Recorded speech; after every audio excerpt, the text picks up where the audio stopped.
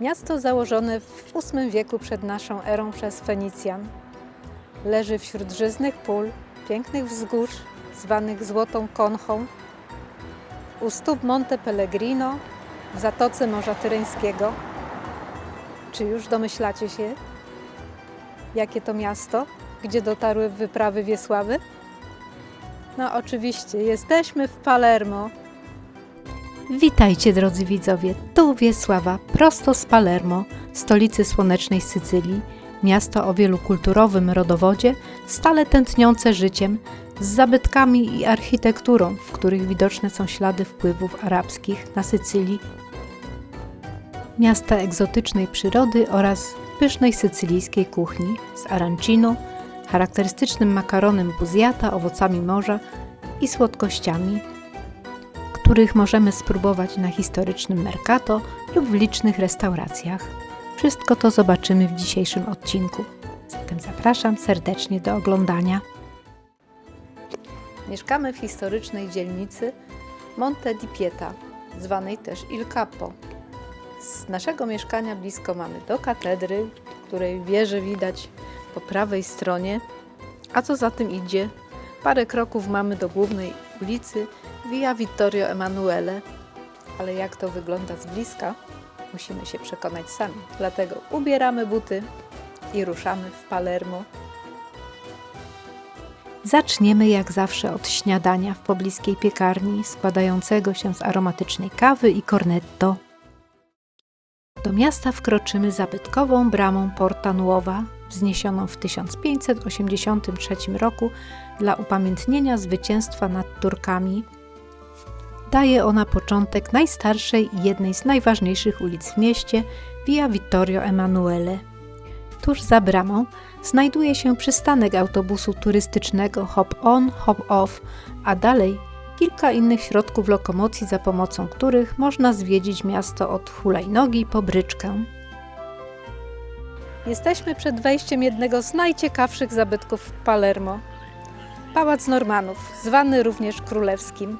Niewątpliwie największym skarbem pałacu są bizantyjskie mozaiki. Pałac wybudowali Arabowie w IX wieku, prawdopodobnie na miejscu warowni punickiej, a następnie rzymskiej. Rozbudował go w latach 1130-1154 król Roger II, a kolejni władcy normańscy przekształcili z fortecy w siedzibę polityczno-administracyjną. W podziemiach zobaczymy znaleziska archeologiczne. Natomiast na pierwszym piętrze, na które dotrzemy imponującą klatką schodową, mieści się kaplica palatyńska, wzniesiona w 1130 roku przez Rogera II. Jest ona mistrzowskim przykładem połączenia elementów różnych kultur i religii. Ściany i kopuła pokryte są mozaikami wykonanymi przez bizantyjskich artystów, przedstawiające postać Chrystusa Pantokratora, świętych oraz sceny biblijne.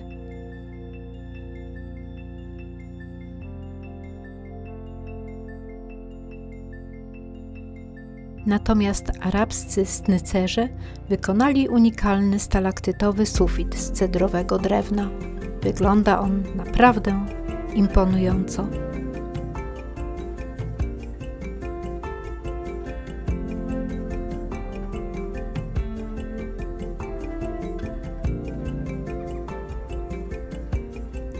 Na drugiej kondygnacji pałacu znajdują się apartamenty królewskie.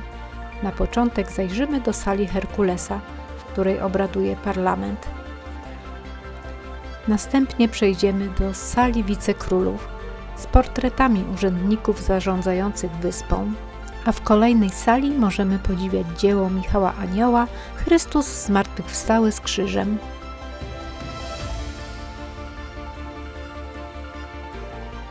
Koniecznie należy zatrzymać się w pokoju Rogera, ozdobionego mozaikami przedstawiającymi zwierzęta i sceny z polowań na złotym tle. Dostępna jest również sala chińska z ciekawymi eksponatami i malowidłami.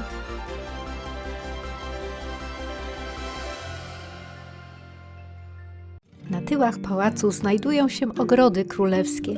Nie są one wielkich rozmiarów, ale można tu pospacerować alejkami wśród wielu gatunków egzotycznych roślin. Warto również poświęcić kilka słów samemu królowi Rogerowi II, ponieważ była to niezwykle barwna postać. Po odbiciu Sycylii z rąk Arabów nie miał zamiaru zniszczyć ich dorobku, wręcz przeciwnie, był zafascynowany tą kulturą, a swój dwór utworzył na wzór właśnie arabski. Posiadał podobno również swój harem. Jesteśmy w królewskich ogrodach przy pałacu Normanów. Wśród wielu egzotycznych gatunków znaleźliśmy kwitnące drzewko cytrynowe. To małe, niepozorne drzewko i te delikatne kwiatki dają taki zapach, że po prostu aż się kręci w głowie. No coś niesamowitego. Jest tutaj również imponujących rozmiarów fikus, którego jeszcze kilka egzemplarzy zobaczymy w mieście. Jest również kawiarnia.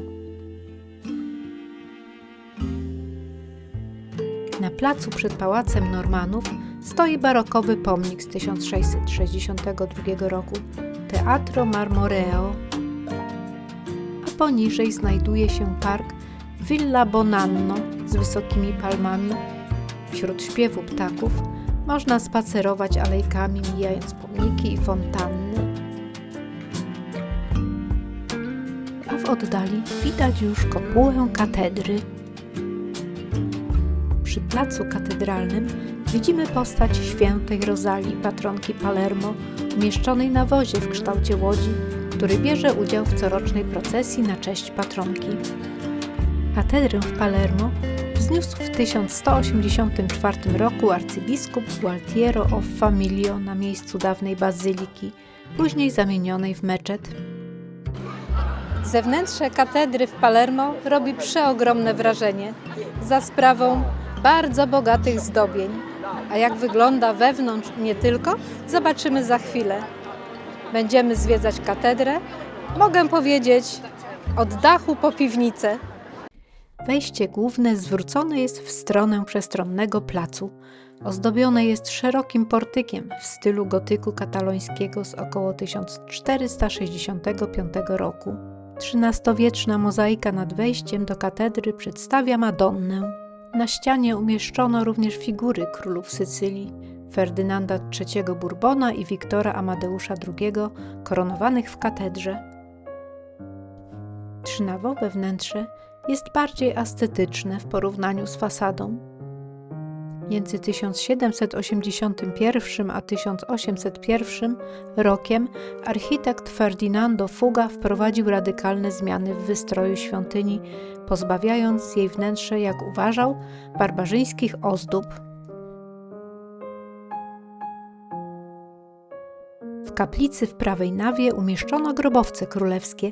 Spoczywają w nich król Roger II, jego córka Konstancja, jej mąż cesarz Henryk VI, a także cesarz niemiecki Fryderyk II.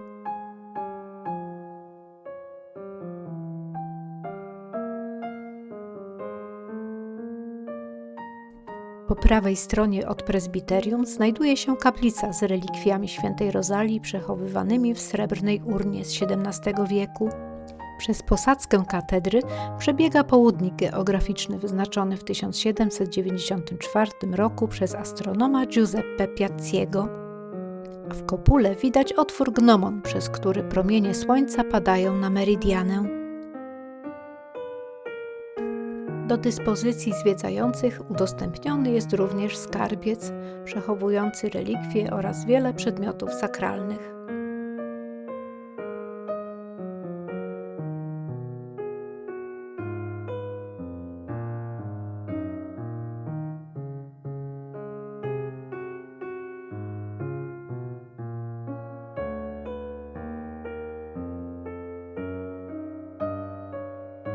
Zobaczymy również niezwykle cenny czepiec Konstancji Aragońskiej z około 1220 roku, wykonany ze złota i srebra, zdobiony perłami i drogocennymi kamieniami.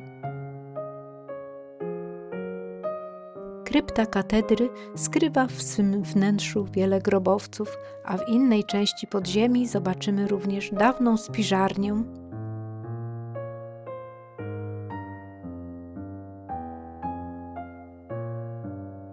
Przenosimy się na dach katedry. Z bliska możemy zobaczyć kopułę oraz 4 wieże z czasów panowania Normanów. Kształt okien i flanki nadają świątyni gotycki charakter. Wrażenie robi widok na dziedziniec, pobliskie budynki, a dalej widzimy panoramę na całe miasto i otaczające je wzgórza.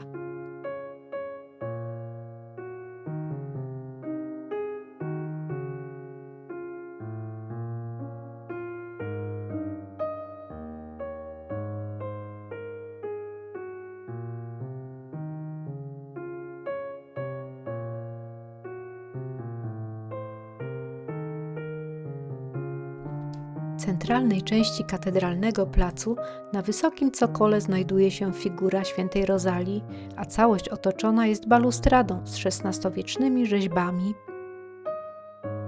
Od strony południowej katedra połączona jest 2 wielkimi łukami z pałacem arcybiskupim, w którym znajduje się muzeum diecezjalne. Oferuje ono wgląd w historię i sztukę Sycylii.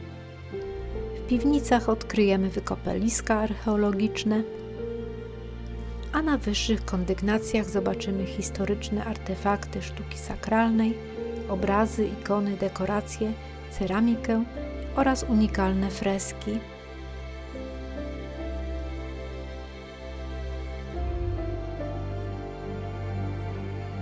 W komnatach biskupich możemy podziwiać piękne podłogi z majoliki, malowidła, niezwykłe sufity oraz żyrandole ze szkła z Murano.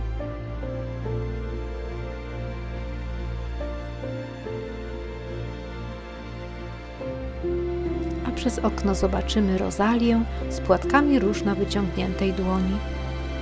Zaułek na tyłach katedry skrywa normański kościół Santa Cristina. Była ona pierwotnie patronką miasta, nim zastąpiła ją Rosalia. Został wzniesiony w 1174 roku na polecenie Gualtiero of Famiglia.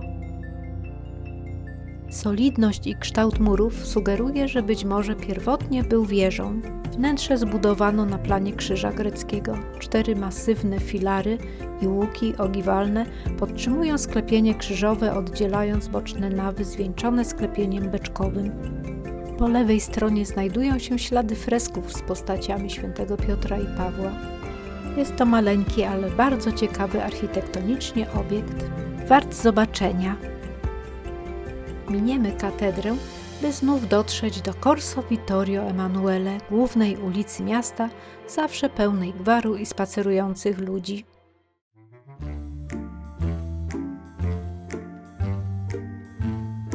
Przy ulicy mieszczą się liczne palazzo z dziedzińcami skrywającymi sklepy lub restauracje.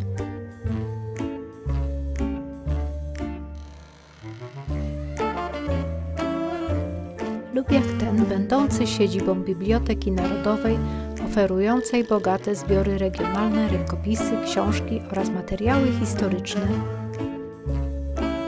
Przy tej ulicy znajdziemy również mnóstwo kawiarni oraz miejsc oferujących street foodowe sycylijskie przysmaki.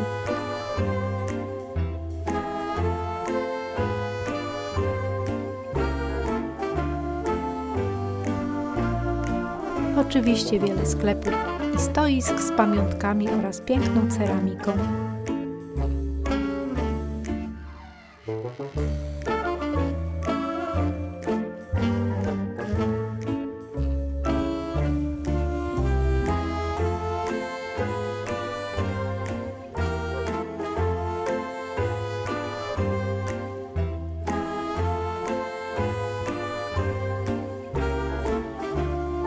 Mijamy uroczy Piazza Bologni z pomnikiem cesarza Karola V Habsburga, a kilka kroków dalej znajduje się centrum wszechświata, czyli Piazza Quattro Canti, rozmieszczony między 4 budynkami na skrzyżowaniu głównych ulic.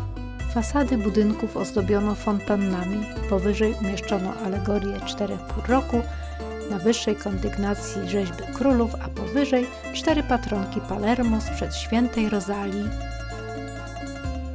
Plac zawsze rozbrzmiewa gwarem i dźwiękami muzyki. Spotkamy tu artystów z różnych dziedzin. Możemy sobie zrobić pamiątkowe zdjęcie z historią placu. My takie dostaliśmy w prezencie. Dziękujemy bardzo. Z placu Quattro Canti skręcimy w zachodnią część Via Maqueda. Rozmieszczono tu liczne restauracje z sycylijskimi daniami. Wstąpimy do Sfrigoli, serwującej najbardziej endemiczne dla Sycylii arancini. Jest to kuleczka ryżu z szafranem, nadziana farszem do wyboru ragu, serem, szpinakiem lub warzywami w panierce, smażona w głębokim tłuszczu. Palermiańskie arancinu jest okrągłe jak pomarańcza. Na wschodnim wybrzeżu, a więc Katanii i okolicach, arancini są w kształcie stożka symbolizującego Etnę. Trzeba chwilę odczekać, ponieważ danie jest bardzo gorące. Ja wybrałam nadzienie z mozzarelli i szpinaku, a Krzysiek ragu. Jeszcze jedno miejsce możemy polecić na posiłek, zwłaszcza po takim zaproszeniu. Ciurma, czyli załoga, tak nazywa się restauracja i zgranie załogi możemy tutaj obserwować. Kucharzy możemy zobaczyć na telebimie, ale również w akcji na żywo.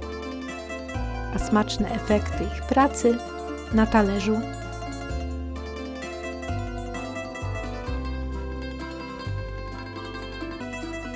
W dalszej części ulicy rozstawiają się stragany z pamiątkami, stosami owoców, gdzie możemy wypić sok ze świeżo wyciśniętych pomarańczy i granatów, wstąpić na aperitivo lub zjeść śniadanie z lokalsami. Zajrzeliśmy również do małej pracowni, by zobaczyć, jak powstają ceramiczne zabawne figurki. Wracamy do Quattro Canti, bo tam u styku z drugą częścią Via Maqueda zobaczymy XVII-wieczny kościół San Giuseppe dei Teatini, wzniesiony w stylu baroku sycylijskiego. Zdobienia i malowidła zdobiące trzynawowe wnętrze świątyni robią wrażenie.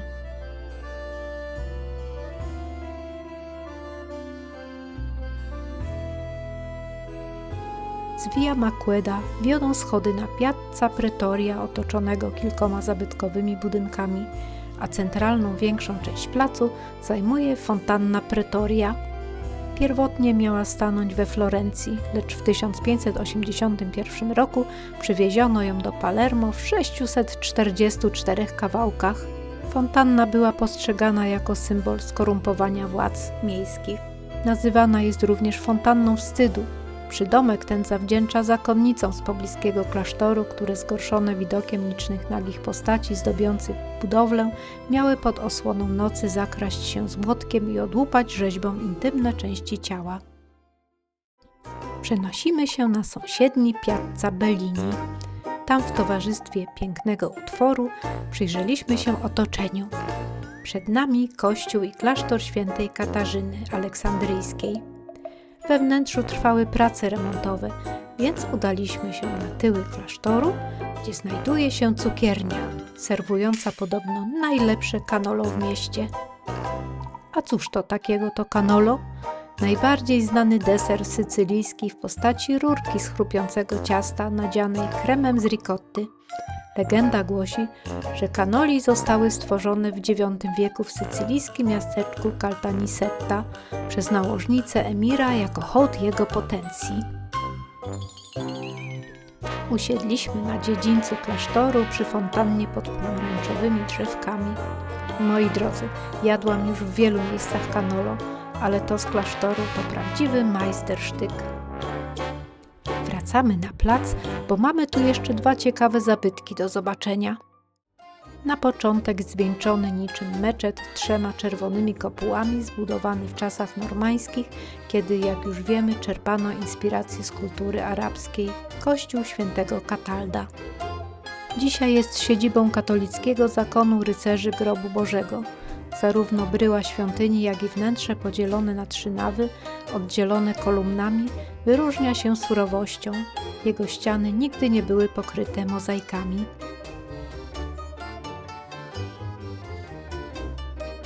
Po sąsiedzku znajduje się jakże odmienny kościół Martorana. Z oryginalnej konstrukcji przetrwała XII-wieczna dzwonnica, inspirowana sztuką islamską. Kościół został ufundowany w 1143 roku przez Jerzego z Antiochii. We wnętrzu uwagę zwracają kolumny podtrzymujące sklepienie, kopuły, a ściany zdobią mozaiki. Kościół Martorana skrywa jeszcze jeden sekret związany z cukiernictwem. To tutaj zakonnice benedyktynki po raz pierwszy ulepiły teraz już słynne owoce z marcepanu Frutti di Martorana.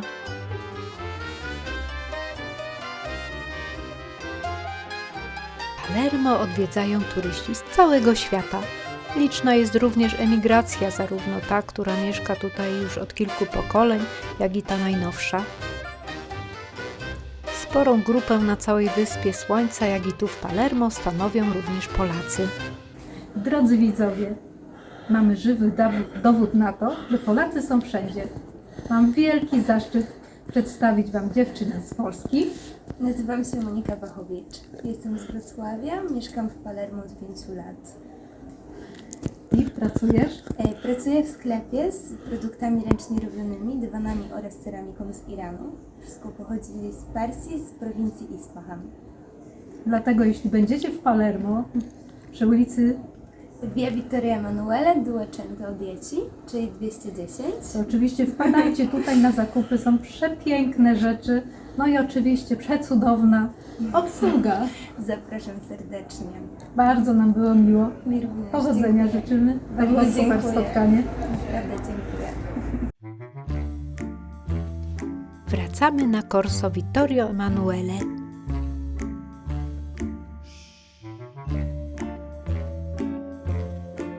Leciutko skręcimy z głównej ulicy na Piazza Marina do naszej ulubionej kawiarni Luca. Znajdziemy tu cały asortyment słodkości, a więc przez cały dzień możemy wpadać coś przekąsić lub na kieliszeczek wina z przekąskami. W sąsiedztwie znajduje się park miejski Villa Garibaldi z palmami oraz fikusami gigantami, ale już zapowiadam, że nie są to największe okazy w mieście. Po drodze mijamy kolejny kościół di Santa Maria di Porto Salvo, a przylegającą uliczką dojdziemy nad morze do mariny i portu. Ale o tym za chwilę, bo znajdujemy się już na końcu prawie 2-kilometrowej ulicy Vittorio Emanuele. Wejście do miasta od strony lądu stanowi Porta Nuova, którą widzieliśmy przy Palazzo Normanni. Gdy przejdziemy całą ulicę Via Vittorio Emanuele, dotrzemy do kolejnej bramy, która otwiera miasto na morze, Porta Felice. Budowę bramy rozpoczęto w 1582 roku z inicjatywy wicekróla Marcantonio Colonna, a nazwa pochodzi od imienia jego żony Felice Orsini. Opuściliśmy mury miasta i czas pospacerować nad morzem. Foro Italico, super zorganizowane miejsce do spacerów i uprawiania sportów z widokiem na morze. Znajdziemy tu i przyrządy do treningu, strefę dla piesków, restaurację. Imponujący jest również pas zieleni z pięknymi palmami i soczyście zielonym trawnikiem i zabytkowymi budynkami, m.in. Palazzo Butera w tle.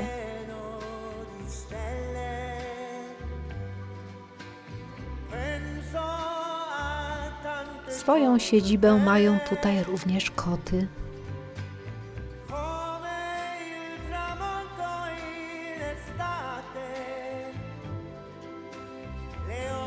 Oczywiście odwiedziliśmy również marinę z pięknymi łodziami, ze wzgórzem San Pellegrino w tle.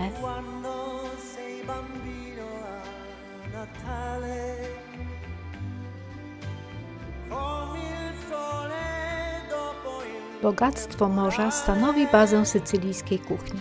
Ryby i owoce morza oraz inne produkty znajdziemy na 3 historycznych mercato. Na początek zobaczymy najładniejsze według mnie Mercato Ballaro. Wybraliśmy się tutaj wcześnie rano, by uniknąć tłumów i móc swobodnie poruszać się między stoiskami. Oprócz produktów możemy na Mercato przede wszystkim zjeść sycylijskie przysmaki.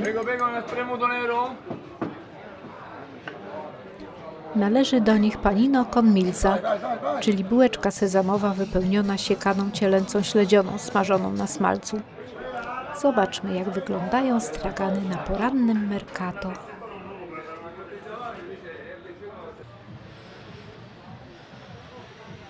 Oh my god.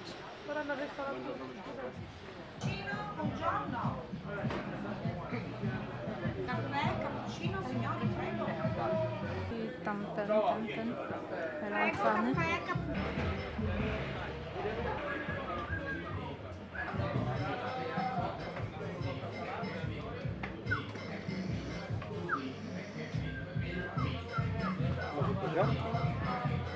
Wow.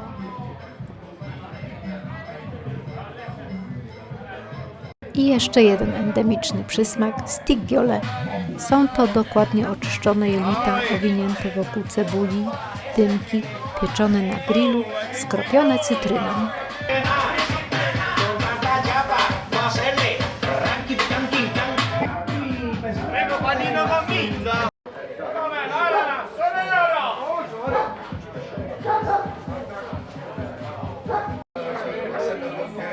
Trzeba przyznać, że dział rybny wygląda tutaj naprawdę imponująco, a panowie rybacy z taką wprawą przygotowują swój towar, że przyglądałam się temu z podziwem.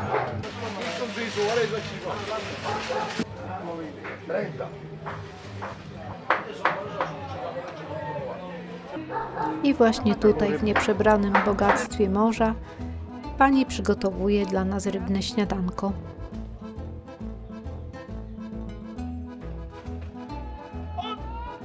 I kolejne street foodowe danie, tym razem panino przełożone placuszkiem z ciecierzycy z ziemniaczanymi krokiecikami. Można sobie zamówić kawałek ryby, sfrytować. Piękne mury.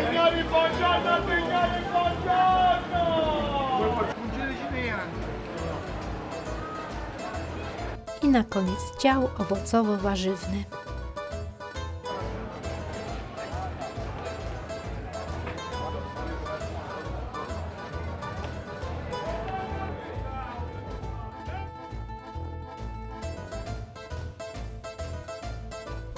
A teraz zobaczymy kilka ujęć z Mercato Vucciria.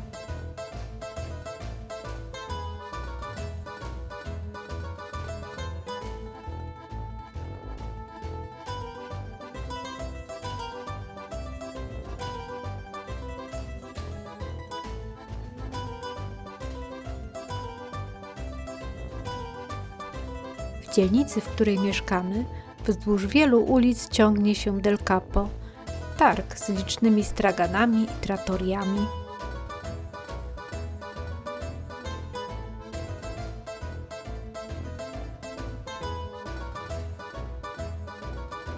Jest również pizzeria i aż trudno w to uwierzyć, ale pizza tutaj jest naprawdę doskonała.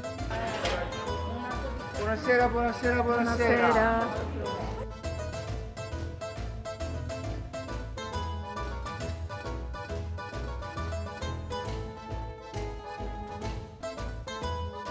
Pospacerujmy chwilę po naszej dzielnicy, by poczuć klimat prawdziwego Palermo. Z małymi piekarniami, gdzie można wypić espresso za 1 euro lub zjeść pyszne panini prosto z pieca posypane aromatycznym sezamem, wypełniony mozzarellą lub prosciutto, lub zatrzymać się na małym placu na aperitivo.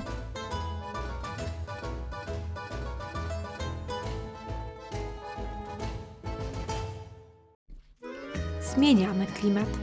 Z gwaru miasta przenosimy się do ogrodu botanicznego. Przez hol budynku zbudowanego w stylu neoklasycystycznym, który dziś pełni rolę wystawienniczą, przejdziemy do ogrodu botanicznego. Zagłębimy się w świat różnorodnych gatunków roślin. W tym miejscu ogród botaniczny istnieje od 1786 roku. Powierzchnię ponad 1300 m2 ogrodu zajmują szklarnie. Niesamowite wrażenie robi aleja wysokich palm, ale rosną tutaj również miłożęby, bambusy, bananowce. W sumie na 10 hektarach ogrodu rośnie ponad 12 000 gatunków roślin ze wszystkich kontynentów.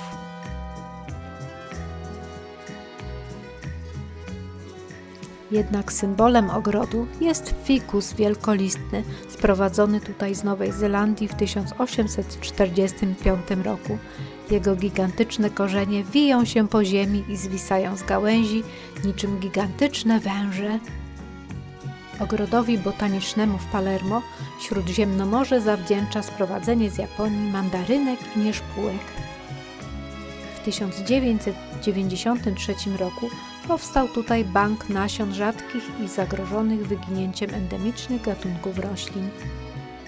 W sąsiedztwie ogrodu botanicznego znajduje się Villa Giulia, park miejski, który zdobią 4 eksedry otwarte półkoliste nisze w stylu orientalnym, a czas w parku odmierza zegar słoneczny na 12-ścianie. Oprócz egzotycznych drzew, kolorowych kwiatów, w parku zadomowiły się zielone papugi, a w sadzawce pływają kaczki pod czujnym okiem gołębi. W parku znajdziemy wiele marmurowych rzeźb, z największą przedstawiającą geniusza Palermo. U jego stóp leży róg obfitości wypełniony owocami, poniżej Trinacria, symbol Sycylii, obok postaci siedzi pies, symbol wierności, oraz orzeł, symbol miasta.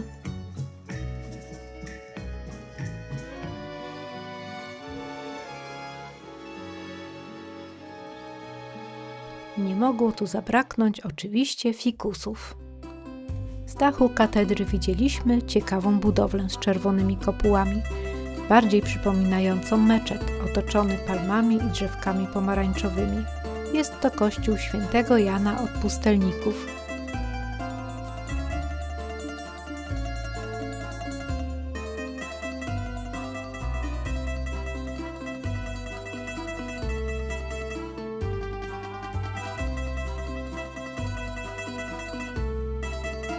Świątynia na planie Krzyża Łacińskiego podzielona jest na prezbiterium i 4 kwadratowe nawy zwieńczone kopułą. Ściany z surowego kamienia nie mają ozdób, a dostęp światła zapewniają łukowate okna. Najlepiej zachowaną część dawnego klasztoru stanowi krużganek otoczony podwójnymi kolumienkami, połączonymi łukami, a na środku znajduje się cysterna arabska.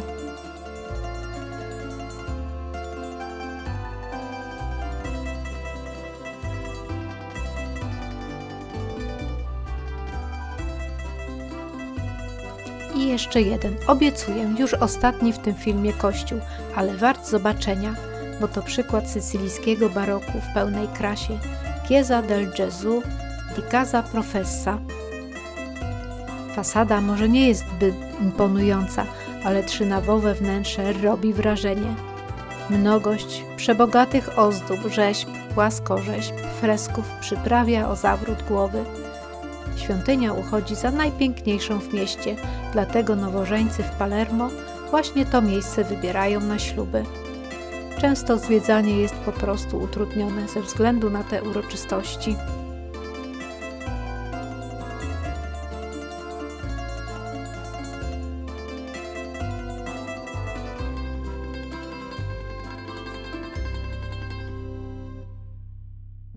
Palazzo Chiaramonte trafiliśmy tutaj przypadkowo, a właściwie chcieliśmy schronić się przed deszczem.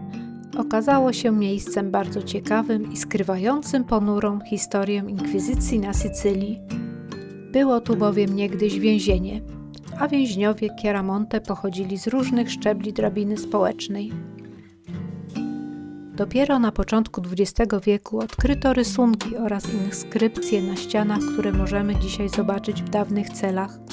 W palazzo zobaczymy również krużganki i salę baronów, zwaną wielką, zmalowanym drewnianym sufitem. W jednej z sal umieszczono wystawę multimedialną poświęconą Vuccirii z obrazem neorealisty ekspresjonisty Renato Guttuso pod tytułem Vucciria. Spacerując ulicami Palermo natkniemy się na kilka teatrów marionetek, ale Międzynarodowe Muzeum Marionetek założone przez Antonio Pasqualino jest tylko jedno. Do połowy XX wieku, kiedy to telewizja stała się konkurencją dla ulicznych występów marionetkowych, właśnie ten element był bardzo ważnym w życiu Sycylijczyków. Spektakle uliczne, marionetkowe były rozrywką zarówno dla dzieci, jak i dorosłych. Jesteśmy właśnie w bardzo magicznym miejscu, w Muzeum Marionetek. Muzeum przechowuje ponad 2000 marionetek, kukiełek oraz rekwizytów używanych w teatrach cieni i elementów scenografii. Kolekcja obejmuje eksponaty nie tylko z Sycylii, ale również z Chin, Tajlandii, Indii, Grecji, Bali i innych.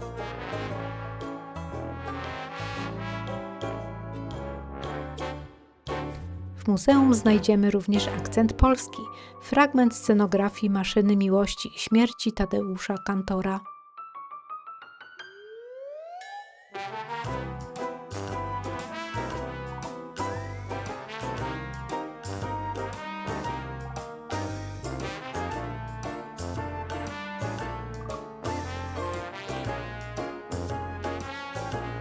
Dziesiątki nieruchomych marionetek tylko czekają, by ręce człowieka tchnęły w nie życie.